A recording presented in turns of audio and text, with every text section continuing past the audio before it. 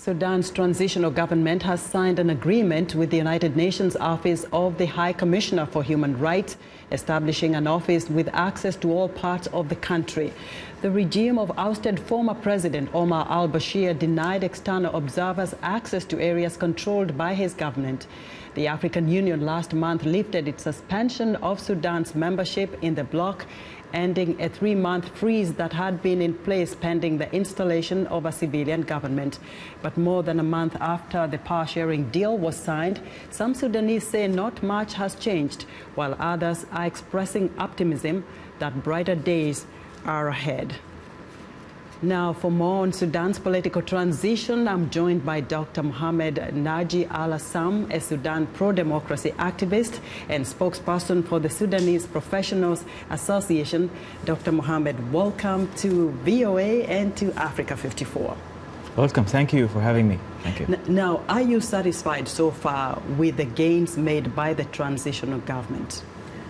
Yes, we believe this is a major step in the process of changing things in Sudan.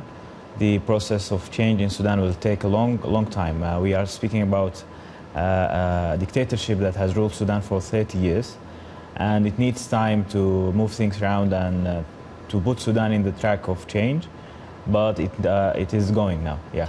A lot of people are very optimistic. It's only been 6 weeks rather since the transitional government was formed, and they've made a couple of strides, like we just mentioned, about opening a new UN Human Rights Office in Sudan. What are some of the key issues you expect them to accomplish in the next several weeks? Yes, the opening of the Office of the High Commission of Human Rights itself is a huge step in ensuring the rights and the freedoms of the Sudanese people. And it was one of the major issues demanded by the armed rebel movements in Sudan.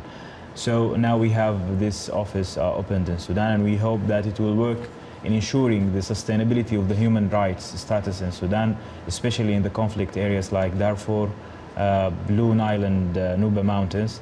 And a lot of other issues are demanding, and the government should take care of, like making the reforms needed to put Sudan in the track of sustainable democracy expected after 3 years of the transition period.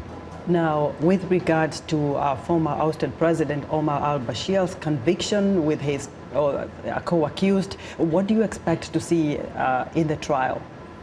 Yeah, Omar al-Bashir now is in prison. He's in Kober prison. It is a central prison in Khartoum city.